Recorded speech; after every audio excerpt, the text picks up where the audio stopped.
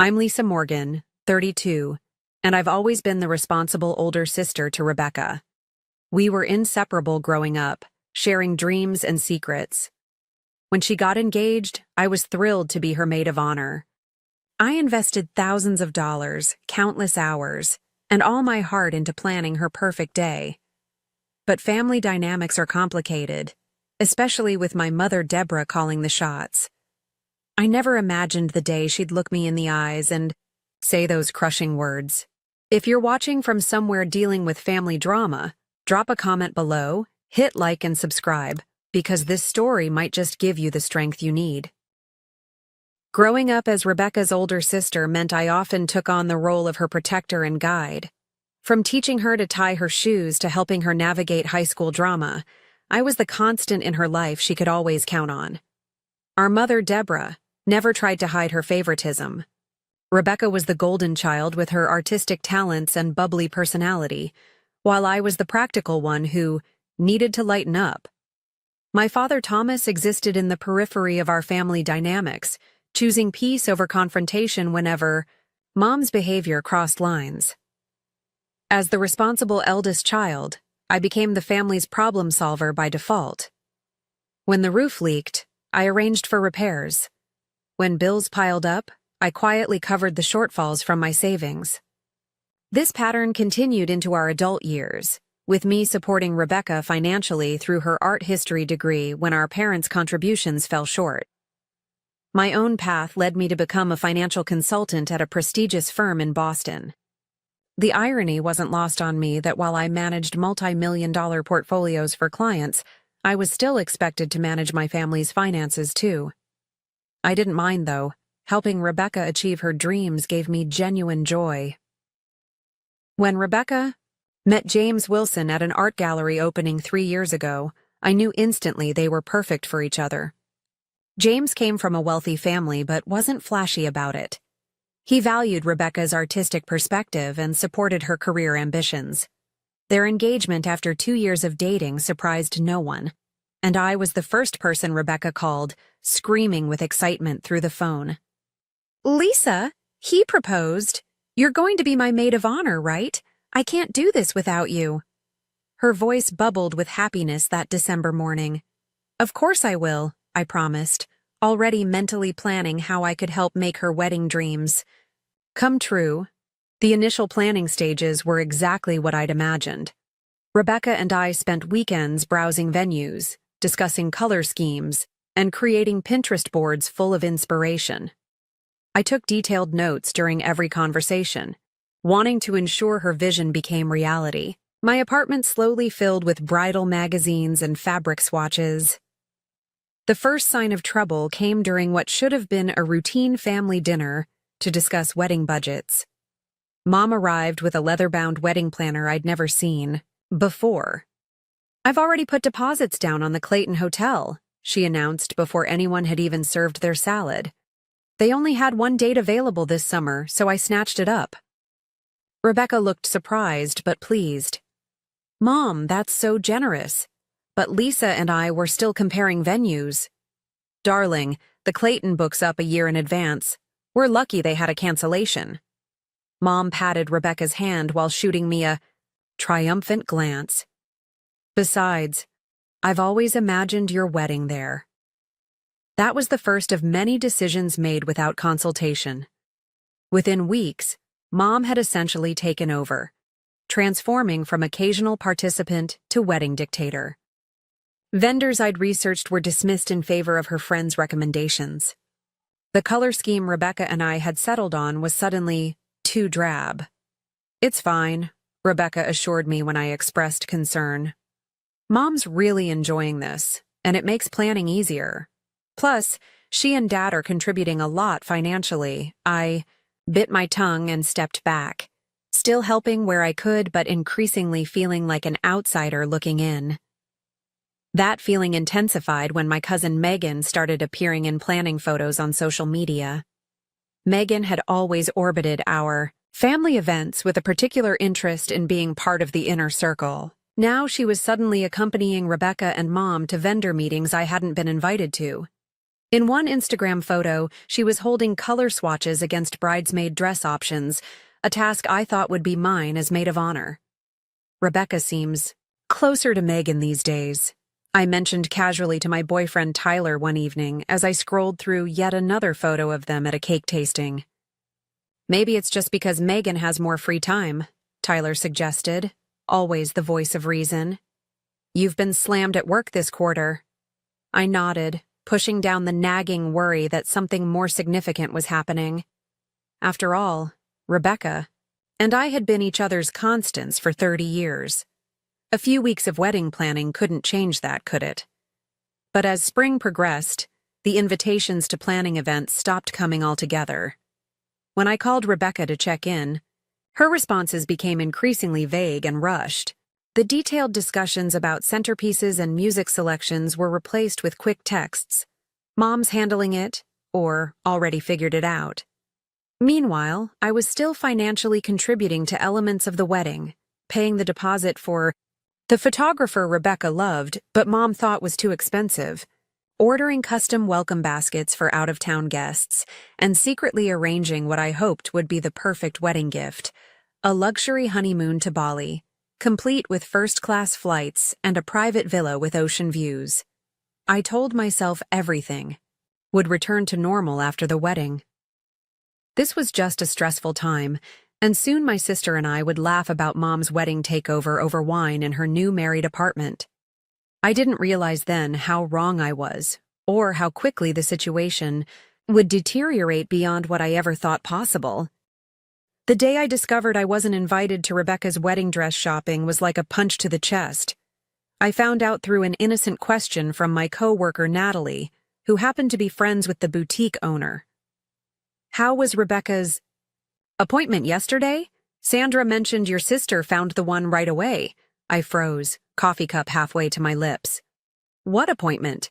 Natalie's expression shifted from excited to uncomfortable. Oh, at Elegant Moments? Sandra said your mom, sister, and cousin had champagne and spent hours there. I just assumed you were there too. I mumbled something about a last-minute work emergency and escaped to the bathroom, where I stared at my reflection and tried to make sense of being excluded from such an important moment. Rebecca and I had talked about wedding dress shopping. Since we were teenagers, pretending pillowcases were veils and making promises about being there for each other's special moments. I called Rebecca that evening, my voice carefully controlled. How was dress shopping? A pause. Oh, it just happened really fast. Mom had an appointment, and it wasn't supposed to be the actual shopping day, just a preliminary look. With Megan? Another pause. She was free, and we needed a third opinion. I could have made myself free, I said quietly. You could have asked. Lisa, don't make this a big deal. There will be plenty of other wedding stuff you can be part of. But the other wedding stuff never materialized. The bridal shower was organized without my input, though I was asked to contribute financially to the venue. The bachelorette party. Planning was taken over by Megan, who chose a destination I knew Rebecca wouldn't truly enjoy. When I offered suggestions based on 30 years of knowing my sister, they were dismissed as not what Rebecca wants anymore. Still, I continued to support from the shadows. I finalized the honeymoon arrangements, spending $8,600 on first-class flights, luxury accommodations, and special experiences I knew the couple would love. I imagined Rebecca's face when I presented her with the surprise at the rehearsal dinner, pictured the hug and the return of our sisterly bond. Meanwhile, the distance between us grew. Rebecca began declining our traditional Sunday brunches, always with a different excuse. When we did speak, our conversations felt scripted and shallow, nothing like the deep talks we'd always shared. Is everything okay between us? I finally asked directly after 3 weeks of increasingly sporadic communication. Everything's fine. I'm just super busy with wedding stuff, she replied, not quite meeting my eyes. Mom's been amazing handling all the details. At a family gathering in May, just 2 months before the wedding, I overheard a conversation that made my blood run cold. I had stepped into the kitchen to refill my water glass when I heard my name from the adjacent dining room. Lisa's always been difficult, my mother's voice carried clearly. Rebecca's finally seeing it now. Always has to control everything, make everything about her accomplishments. It must be hard for Rebecca, Megan responded, voice dripping with fake sympathy, especially during her wedding when she should be the center of attention. Exactly. That's why we've had to minimize her involvement. For Rebecca's sake. I stood frozen, water overflowing my glass as their words sank in. My own mother was actively working to exclude me from my sister's wedding, painting me as some sort of attention-seeking monster to anyone who would listen. That night, I broke down to Tyler, finally voicing the fears I'd been suppressing for months. What if they don't even want me at the wedding anymore? What if all this distancing is leading to something worse? Tyler pulled me close, his steady presence a contrast to my shaking hands. That's not possible. You're Rebecca's sister, and you've done nothing but support her. But what if Mom has convinced her otherwise? You don't know how persuasive she can be, how she twists things. Then you need to talk to Rebecca directly, Tyler said firmly. No more guessing, no more hoping it will get better on its own. You need to have a real conversation about what's happening. He was right. The situation had deteriorated too far for passive acceptance. I texted Rebecca the next morning. Need to talk about the wedding and our relationship. Can we meet tomorrow? Her response came hours later. Really busy with wedding stuff. Come to Mom and Dad's on Thursday at 7. We can talk then. Those 5 days were among the longest of my life. I rehearsed what I would say, how I would calmly express my hurt without accusation. I reminded myself that Rebecca might be caught in the middle, pressured by our mother's strong personality. I arrived at our parents' house Thursday evening with a heart full of hope for reconciliation and clarity. I had no idea I was walking into an ambush that would shatter my relationship with my family and force me to redefine what loyalty and self-respect truly meant. The evening air felt unusually still as I parked outside my parents' colonial-style home that Thursday. The familiar driveway where Rebecca and I had played hopscotch as kids now felt like foreign territory. I checked my reflection in the rear-view mirror, straightened my blouse, and took a deep breath before heading to the front door. Mom answered before I could even ring the bell, her expression unreadable. "We're in the living room," she said curtly, turning without waiting for my response. The scene inside felt staged. Dad sat in his usual armchair, looking uncomfortable and slightly gray. Rebecca perched on the edge of the sofa, eyes down, fingers twisting in her lap. Mom positioned herself standing behind Rebecca, one hand on the sofa back in what looked like a protective stance. And there, in what had always been my spot during family discussions, sat Megan, looking simultaneously smug and concerned. "What's going on?" I asked, remaining standing when no one offered me a seat. "Rebecca," I thought, "we were going to talk about the wedding." "That's why we're all here," Mom interjected before Rebecca could speak. "There's something you need to understand about the wedding." A strange stillness settled over me, a calm before a storm I could feel approaching. "We've been discussing things," Mom continued, her voice taking on the patronizing tone she'd perfected over decades. "As a family. And we all agreed that your involvement in the wedding has become problematic." "Problematic?" I echoed, looking directly at Rebecca, who still wouldn't meet my gaze. "Your controlling behavior, your need to make everything about yourself," Mom said, ticking off points on her fingers like items on a grocery list. "The way you've tried to overshadow Rebecca's special time with your opinions and your financial contributions." I felt as though I'd stepped into an alternate reality. "Rebecca?" I prompted, desperate for my sister to speak for herself. She finally looked up, her expression a mixture of guilt and rehearsed resolve. "It's just been really stressful, Lisa. Every time you get involved, there's tension. Mom thinks, Mom thinks, I repeated softly. What do you think, Rebecca? Before she could answer, Mom stepped forward, placing herself partially between us. What Rebecca thinks is that her wedding should be a happy occasion. And frankly, your presence would make that impossible. The room seemed to tilt slightly as her words registered. My presence at the planning, you mean? Mom's lips curved into what can only be described as a smirk, satisfaction gleaming in her eyes at finally delivering the blow she'd been orchestrating for months. We all agreed. You're not welcome at the wedding, she said, enunciating each word like she was savoring a fine wine.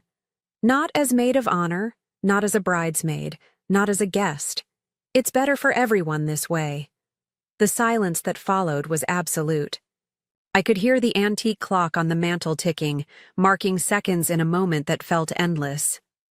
Dad shifted in his chair but said nothing.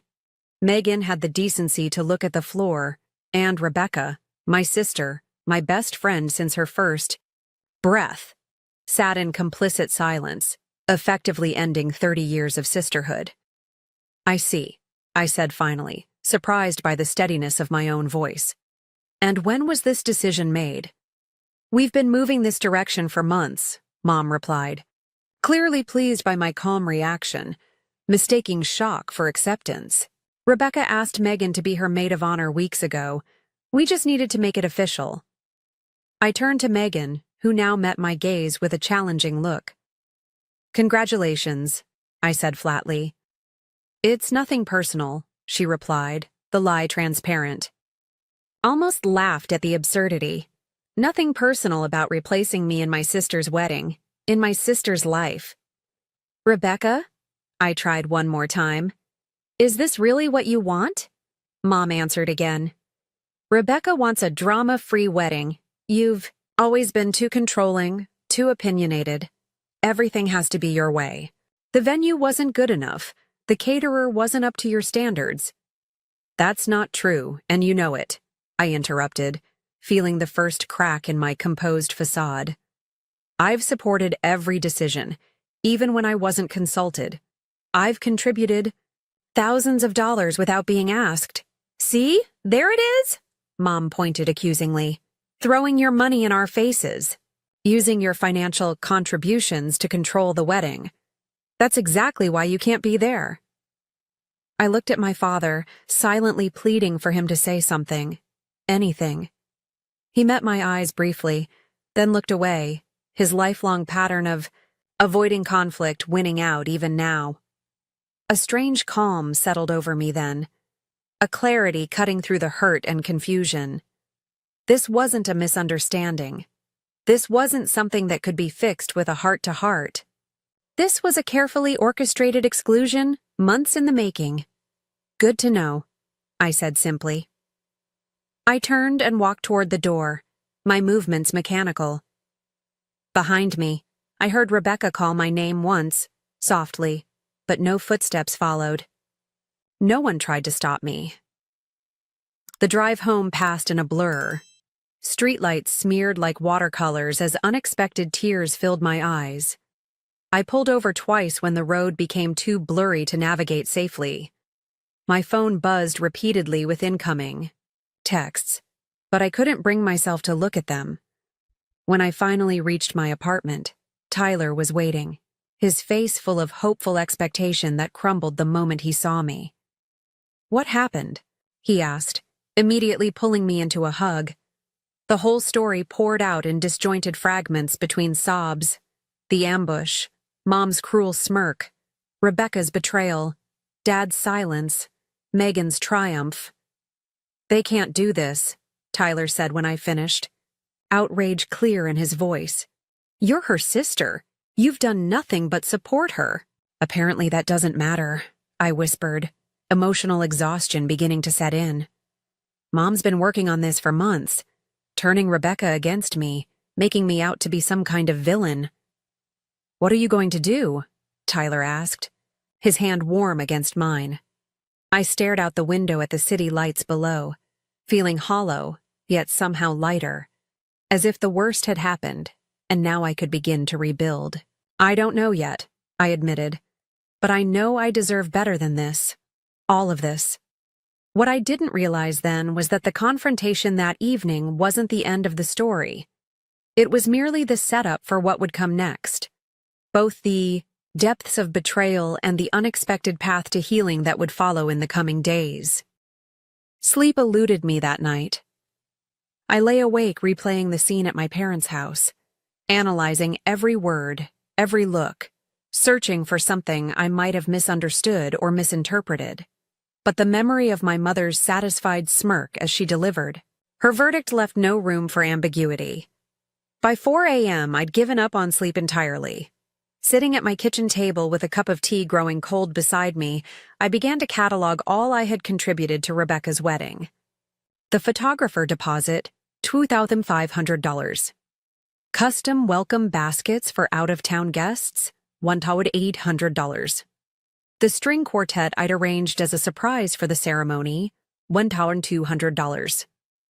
The list grew longer as I remembered smaller expenses, the vintage hairpin I'd found that matched Rebecca's grandmother's earrings, the calligrapher I'd hired for the place cards after Rebecca mentioned loving hand lettering, and then the honeymoon. The crown jewel of my gifts to my sister and James. First-class flights to Bali, $4,200. The private villa with ocean views, $3,800. The special experiences I'd arranged, private cooking class, sunset cruise, guided trek to hidden waterfalls, $600 all told. I'd contributed over $15,000 to a wedding I was now banned from attending. The first light of dawn was breaking when I made my decision. I opened my laptop and navigated to my banking app. With steady fingers, I transferred the $8,600 honeymoon fund back to my personal account. Next, I logged into the airline and resort websites, methodically canceling each reservation. I sent a brief professional email to the travel agent handling the special experiences, explaining that the plans had changed. My phone had been buzzing intermittently throughout the night with incoming texts and calls, but I hadn't looked at it. Now I checked the notifications.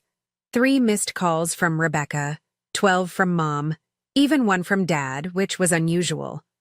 There were multiple texts, most from Mom, ranging from defensive, "You're making this all about you again," to accusatory, "After everything we've done for you." Nothing that indicated remorse or reconsideration. I made one last call to my credit card company. "I need to report some unauthorized charges," I explained to the representative. "Family members have been making purchases without my permission." It wasn't entirely accurate, but it wasn't entirely untrue either. I'd never explicitly authorized my mother to use my card information for the additional wedding favors she'd ordered last month, or the upgraded linens she'd insisted upon. By 7 a.m., I'd methodically untangled my financial ties to Rebecca's wedding. I sent a brief email to my boss explaining I needed a personal day, then turned off my phone completely. The sudden silence felt both terrifying and liberating. I spent the morning walking through the public gardens, trying to process the magnitude of what had happened. The betrayal felt physical, an actual ache beneath my ribs that intensified with each breath. Rebecca and I had shared everything for 30 years. Secrets, dreams, sorrows, celebrations. How could she sit silently while Mom banished me from her wedding? How could she replace me with Megan of all people? Around noon, I met my best friend Olivia for lunch. I hadn't planned to tell her everything, but one look at my face and she knew something was catastrophically wrong. "They did what?" she exclaimed when I finished explaining, loud enough that neighboring tables turned to look. "Your own mother said that to your face?" I nodded, pushing salad around my plate without eating. And Rebecca just sat there? Said nothing? Olivia's outrage was validating after hours of self-doubt. She tried to speak once or twice, but Mom kept interrupting, and she didn't stop any of it, so I trailed off, the hurt still too raw to articulate fully. Olivia reached for my hand across the table. "Lisa, there's something you should know." I didn't tell you before because I didn't want to upset you, but now I think you need to hear it. My stomach tightened. What is it? Your mom has been saying things about you for months now. Olivia looked uncomfortable. At Rebecca's engagement party, she told my mother that you were jealous of Rebecca's happiness. And at the Williams dinner party last month, she mentioned how concerned everyone was about your fragile emotional state, and how the family was walking on eggshells around you. I stared at her, stunned. What? Why would she say that? Don't know. But she's been planting these little seeds with everyone in your social circle. Small comments, concerned looks. Nothing direct enough to seem malicious, just enough to create this impression that you're unstable somehow. Difficult. Olivia squeezed my hand. I shut it down whenever I heard it, but I'm not everywhere. My mother's voice echoed in my memory. Your controlling behavior, your need to make everything about yourself. She hadn't just been turning Rebecca against me. She'd been systematically undermining me with everyone we knew. But why? I whispered, more to myself than to Olivia. What does she gain from this? Control, Olivia said simply. You're successful, independent, financially stable. You have what she never did. My mom always said your mother seemed jealous of you, even when we were kids. The pieces began to align in a new pattern, illuminating decades of small cruelties and manipulations I'd normalized or excused. The times Mom had forgotten to tell me about family events. The backhanded compliments about my career. It's amazing. You've done so well without a husband to support you. The way she subtly reminded Rebecca of every childhood slight while glossing over all I'd done to support and protect my sister. I've been so blind, I said finally. You've been a daughter who wanted to believe the best about her mother, Olivia corrected gently. That's not blindness. That's love. By the time I returned home that afternoon, I felt different, still hurt, but clearer about what was happening and what I needed to do. I turned my phone back on and watched as notifications flooded in. 28 missed calls in total. Voicemails ranging from my mother's cold fury to my father's uncomfortable attempts at peacemaking. And one message from Rebecca, sent at 3:42 a.m. that changed everything. I'm so sorry, Lisa. Mom's been lying to me about you for months. James and I just found out what she did with the honeymoon reservations. Please call me, please. I need my sister back. I stared at Rebecca's message for a long time, my thumb hovering over the call button without pressing it. The raw emotion in her text felt genuine, but after months of manipulation and yesterday's brutal confrontation, I wasn't ready to dive back into the chaos without understanding more. The other messages painted a picture of family implosion. Mom's voicemails evolved from righteously indignant, "How dare you cancel the honeymoon after promising it as a gift?" to threatening, "You've left me no choice but to tell everyone about your behavior," to an unconvincing attempt at reconciliation. "We can still fix this if you apologize." Dad's messages were fewer and more subdued. "Your mother is very upset," he said in one, background noise suggesting he was calling from his car to avoid being overheard. "I didn't know about any of this until yesterday. Please call when you can." Other family members had begun weighing in too. My Uncle Robert, always Mom's ally, left a stern lecture about respecting parents.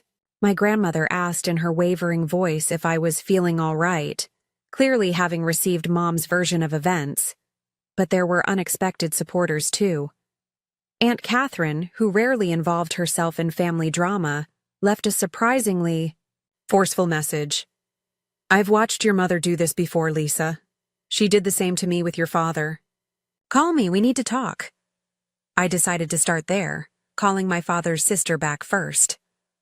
"Oh, Lisa." Aunt Catherine's warm voice filled the line immediately. "I've been so worried. Are you all right?" "Not really," I admitted. "I don't understand. What's happening, Aunt Kath? Why would Mom do this?"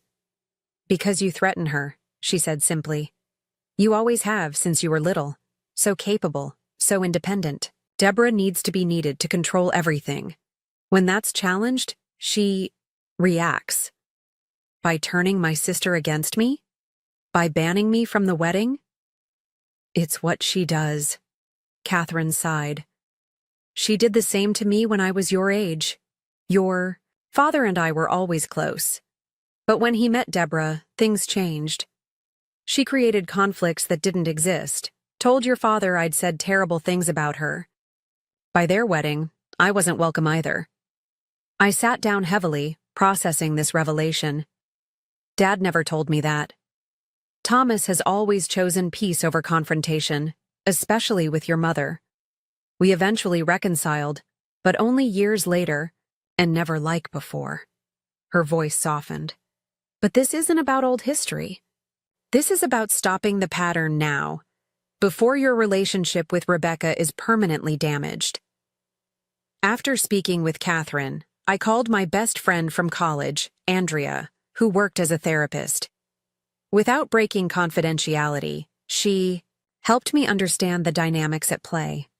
Narcissistic patterns, triangulation, the golden child, scapegoat dynamic that had shaped my relationship with Rebecca since childhood. The most important thing, Andrea emphasized, is protecting your own boundaries while leaving room for Rebecca to find her way back. She's been manipulated too, remember? I was still processing this advice when my phone rang again. James, Rebecca's fiancé.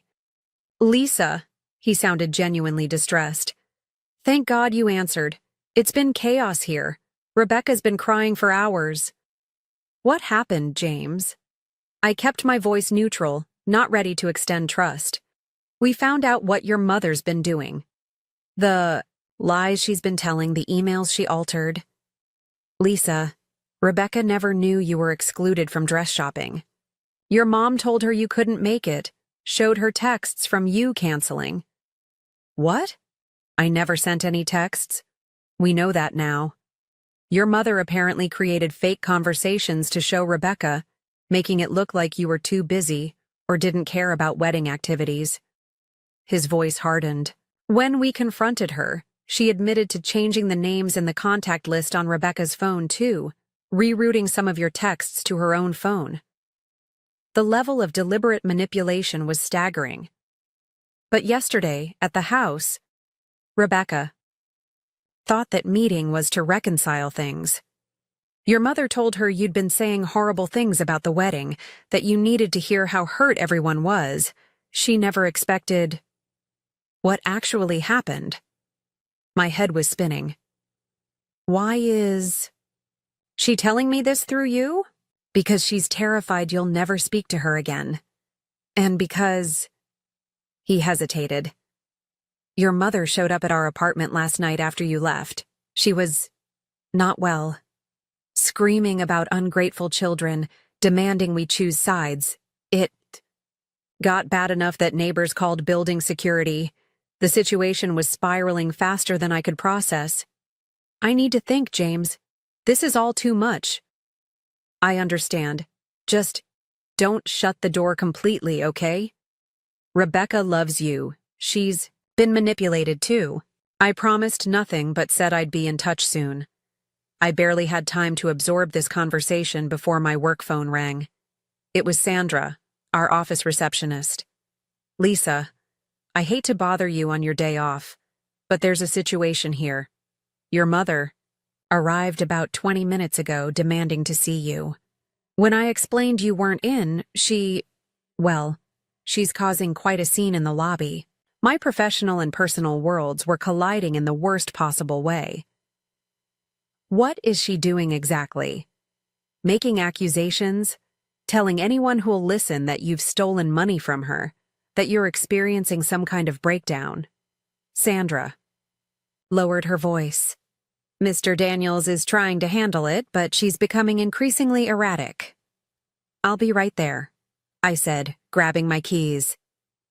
The 15-minute drive to my office felt like entering a battle zone. Mom had never visited my workplace before, had shown minimal interest in my career beyond how it benefited the family financially. Now she was there, deliberately targeting the professional reputation I'd spent years building. I arrived to find security escorting my mother from the building, her voice carrying across the lobby. "You don't know what she's capable of. She's always been troubled."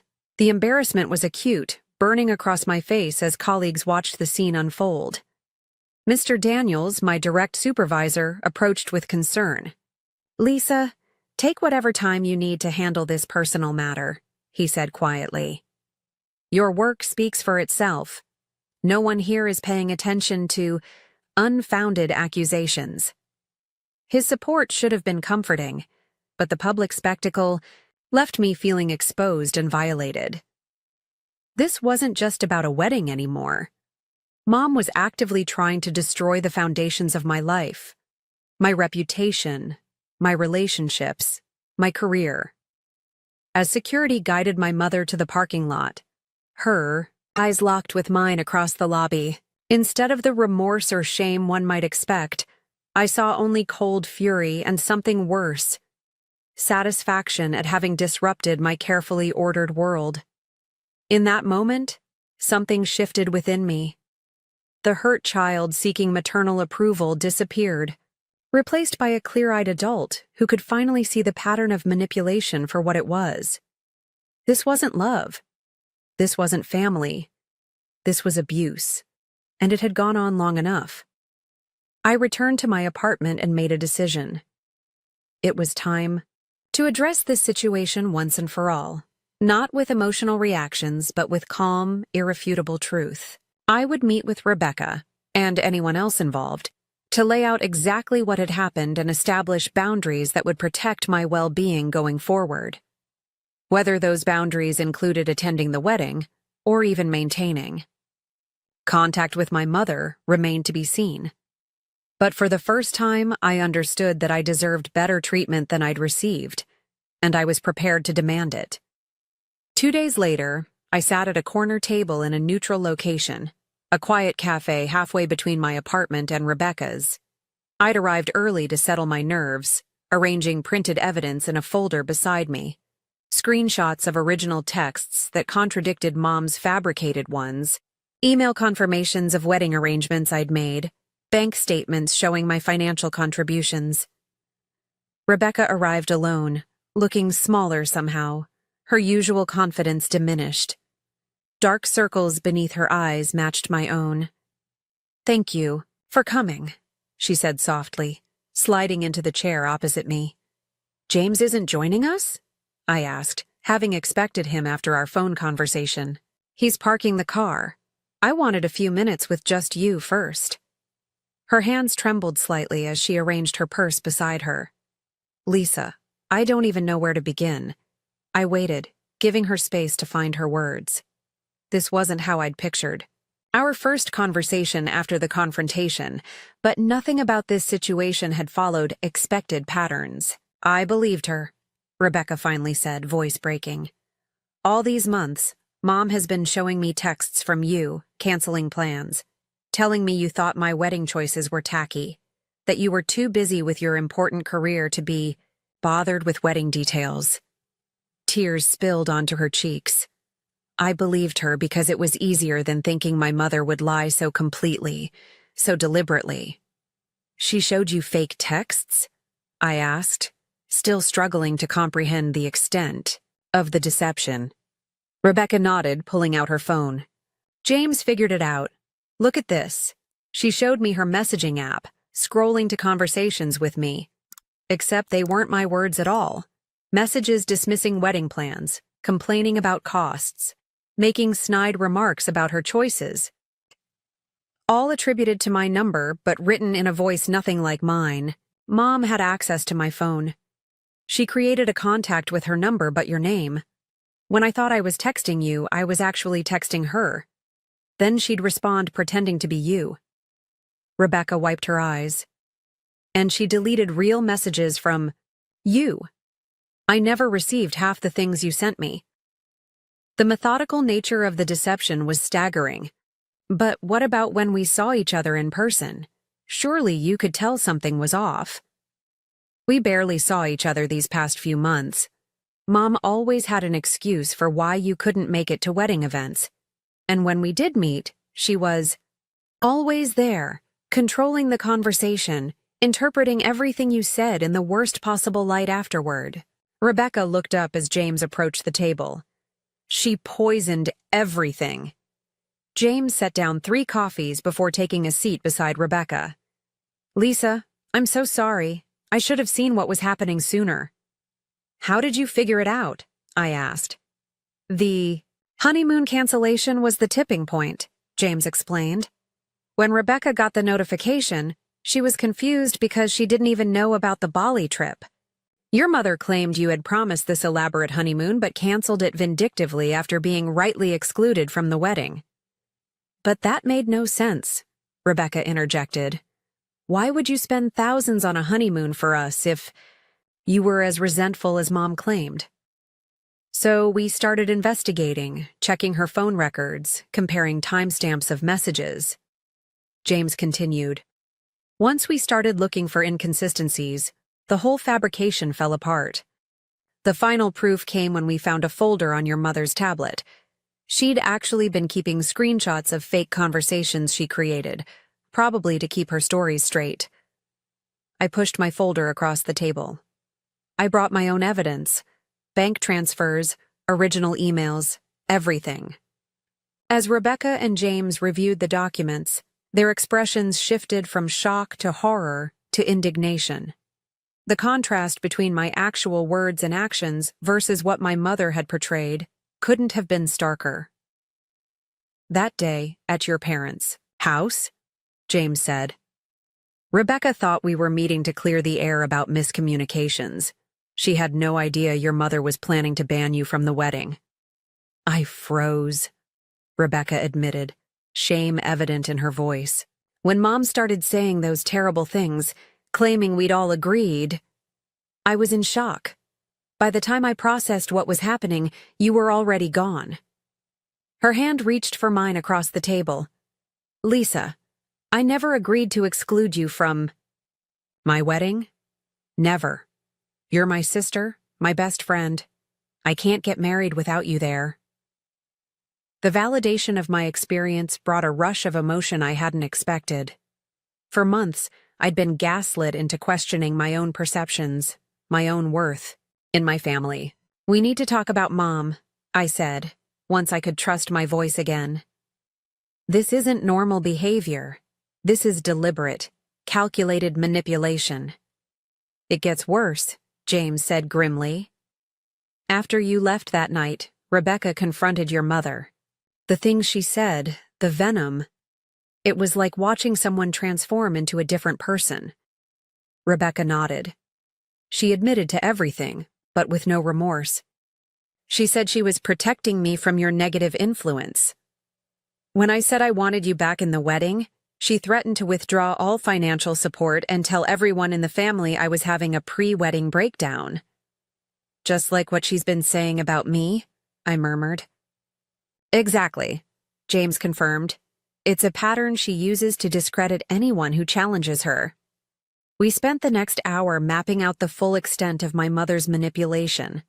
The altered texts, the diverted invitations, the rumors spread throughout, our social circle, the financial control. Each revelation built upon the last, creating a comprehensive picture of calculated emotional abuse spanning decades. I've arranged a meeting, I finally said, with Dad, Aunt Catherine, and a few other family members who need to hear the truth. A neutral family intervention of sorts. When? Rebecca asked. Tomorrow evening. Will you come? She nodded without hesitation. Of course. It's time everyone knew the truth. The family meeting the following evening was both difficult and necessary.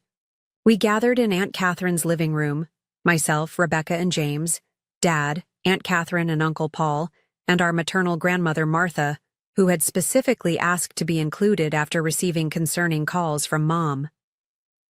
I presented the evidence methodically, without emotion.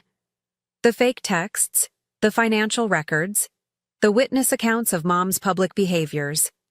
Catherine shared similar experiences from decades earlier. James described Mom's meltdown at their apartment. Dad sat silent throughout most of the presentation, his face growing increasingly gray as the evidence mounted. When he finally spoke, his voice was barely audible. "I knew some of it," he admitted. "Not the extent, but enough that I should have done something long ago." He looked at me with eyes full of regret. "I chose peace over protecting you." "I'm so sorry, Lisa." Mom arrived last, having been told this was a wedding budget discussion. Her confident entrance faltered when she saw the assembled group and the evidence spread across the coffee table. "What is this?" she demanded, eyes darting between faces. "A chance for truth," I said simply. What followed was both predictable and painful. Initial denial. Accusations of conspiracy against her. Attempts to win allies through familiar manipulation tactics. When those failed, rage, cold and cutting, then hot and uncontrolled. And finally, when cornered by irrefutable evidence, tears and claims of misunderstanding, of only wanting what was best for the family. "I will not be treated this way," she declared when everyone remained unmoved by her performance. "After everything I've done for this family, for Rebecca's wedding—" "About the wedding," Rebecca interrupted, standing to face our mother directly. "Lisa will be my maid of honor, as I always wanted. If you can't accept that and behave respectfully toward her, then you will have a severely limited role in both the wedding and our lives going forward." Mom's face contorted with shock. "You would choose her over your own mother?" "I'm choosing truth over manipulation," Rebecca replied steadily. "I'm choosing health over toxicity." "Your father will never allow this." Mom turned to Dad, expectation clear in her expression. For perhaps the first time in their marriage, Dad didn't yield to keep the peace. "Deborah, enough. Look at what you've done. Look at the evidence. This stops now." The intervention didn't end with a neat resolution. Mom, left in a fury, promising consequences for our betrayal. But something fundamental had shifted. The pattern of manipulation had been exposed, named, and rejected by those it was designed to control. As difficult family members and wedding dynamics go, we were far from the finish line. But for the first time, I felt we were all walking in the same direction, toward truth and healthier relationships, regardless of what that might mean for the wedding now just weeks away. The week before Rebecca's wedding arrived with a tentative new normal establishing itself within our fractured family. After the intervention, Mom had cycled through various tactics: icy silence, tearful pleas for understanding, rage-filled accusations, and finally, a grudging outward acceptance of the new boundaries we'd established. Dad had surprised us all by standing firm in his support of Rebecca's decision to reinstate me as maid of honor. After decades of choosing peace over confrontation, he seemed to have found a reserve of strength none of us knew he possessed. "I should have protected you both long ago," he told me during a private conversation on my apartment balcony, city lights twinkling below us. I convinced myself that saying nothing was the same as keeping the peace. I was wrong. "Why now, Dad?" I asked gently. "What changed?" He stared into his coffee cup for a long moment. Seeing it all laid out like that, the deliberate nature of it, I couldn't hide from it anymore. And honestly, Lisa, I'm tired. Tired of walking on eggshells, tired of pretending everything is fine when it isn't. His vulnerability was both shocking and healing.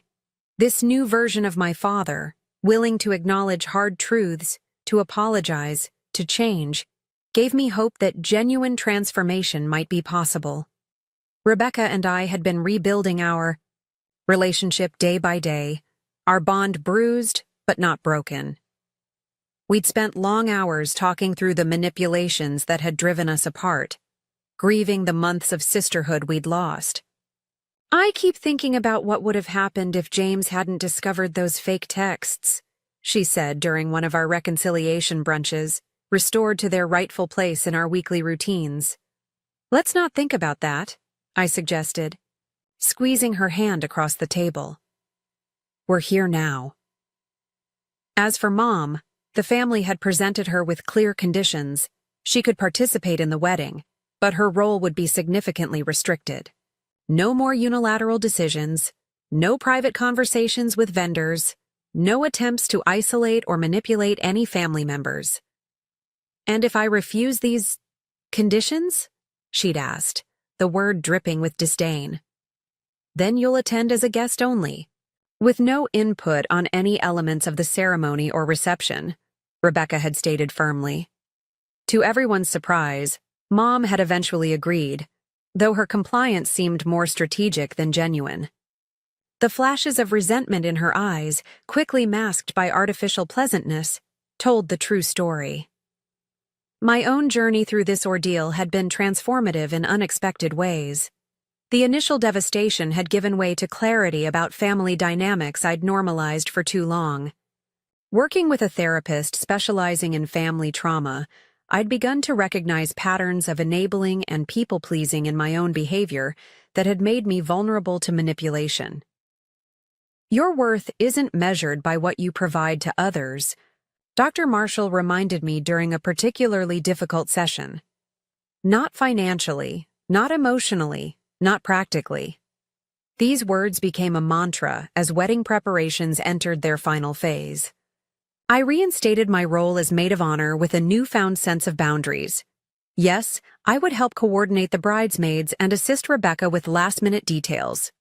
No, I would not deplete my savings or sacrifice my well-being to manage everyone else's emotions. I'd also rebooked a modified version of the honeymoon package for Rebecca and James, still generous, but scaled to reflect my new understanding of healthy giving. This is a gift freely given, with no strings attached, I told them when presenting the revised itinerary. Not a payment for inclusion or affection. The wedding day itself arrived sunny and clear, a beautiful contrast to the emotional storms of previous months. The ceremony was scheduled for 4 p.m. at the Clayton Hotel, leaving the morning and early afternoon for preparations. Mom maintained her promised behavior, though the effort visibly strained her. Her interactions with me were minimal, but outwardly polite. Her attention focused on playing the role of mother of the bride perfectly for the gathering guests. As I helped Rebecca into her wedding dress, the one I hadn't been present to see her choose, I felt a momentary pang of loss for the uncomplicated joy this day should have held. Rebecca caught my expression in the mirror. I wish we could erase the last few months, she said softly. I don't, I surprised myself by responding. As painful as it was, it brought truth into the open. We can build something healthier now. She turned to face me, radiant in ivory lace. When did my big sister get so wise? Probably around the time my little sister got so brave, I replied, carefully adjusting her veil. The ceremony proceeded beautifully. I stood proudly beside Rebecca, holding her bouquet as she and James exchanged vows full of authentic emotion. Mom sat in the front row beside Dad, her composure perfect, her eyes occasionally meeting mine with unreadable emotion. It was during the reception that the most unexpected moment of healing occurred. As guests mingled during cocktail hour, I found myself momentarily alone near the gift table, adjusting some displaced cards. The calligraphy is beautiful. Mom's voice came from behind me. That was your doing, wasn't it? I turned, braced for criticism disguised as a compliment, but her expression held something I rarely saw directed at me. Genuine appreciation. Yes, I answered simply. Rebecca mentioned loving hand lettering, so... Mom nodded, an uncomfortable silence stretching between us. Finally, she spoke again, her voice lower, less certain. You've always noticed those details about people. What they love, what matters to them. I never had that gift. The admission, so small yet so significant coming from her, left me momentarily speechless. The therapist Catherine recommended, Mom continued, looking anywhere but at me, says I need to practice acknowledging others' strengths without feeling diminished by them. A brief, humorless laugh. Apparently, I have work to do in that area. You're seeing a therapist? I couldn't keep the surprise from my voice. Your father insisted. After everything? She trailed off, then squared her shoulders. I don't expect this to fix things between us. I know that will take time, if it's even possible. But I am trying. It wasn't an apology. It wasn't a transformation. But it was a tiny crack in the fortress of denial she'd built around herself. And for today, that was enough. 1 month after the wedding, our family began tentative group therapy sessions. Mom attended reluctantly at first, then with increasing willingness as the framework gave her acceptable ways to express her needs without manipulation. Dad found his voice gradually, speaking truths long suppressed. Rebecca and I strengthened. Our sisterhood, now built on mutual respect rather than codependent patterns. My own healing journey continued independently as well. I established clearer boundaries in all relationships, not just with family. I learned to recognize when my helping veered into unhealthy territory. And most importantly, I began to value myself apart from what I could provide or do for others. Tyler had been my rock throughout the entire ordeal, his steadfast support never wavering. 6 months after Rebecca's wedding, during a weekend hike, to our favorite mountain overlook, he proposed. Yes, I said without hesitation.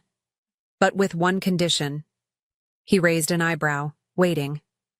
Our wedding planning stays between us. Small committee, clear boundaries, no drama. His laughter echoed across the valley below us. Deal.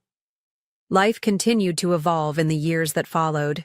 Mom's progress came in fits and starts, some days showing genuine growth, others falling back into old patterns. Dad discovered a newfound confidence that revitalized not just his marriage, but his long-deferred personal interests. Rebecca and James welcomed their first child, making me an aunt to a little girl whose middle name, Lisa, brought tears to my eyes.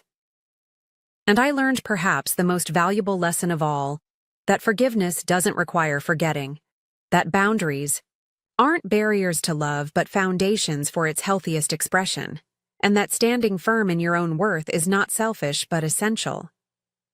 The journey from that devastating night when my mother said those cruel words, "We all agreed you're not welcome at the wedding," to where I stand now wasn't direct or easy.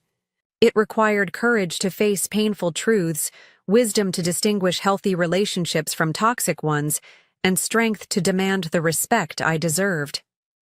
If you're facing similar family challenges or painful exclusions, remember that sometimes the hardest boundaries to set are the ones that ultimately lead to healing.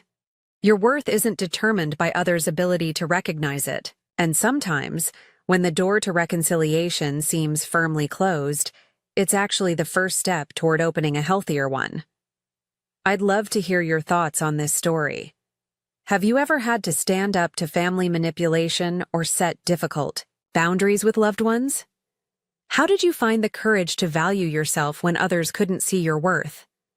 Drop a comment below, and don't forget to like, subscribe, and share if this story resonated with you. Your support means everything as we navigate these complicated human experiences together.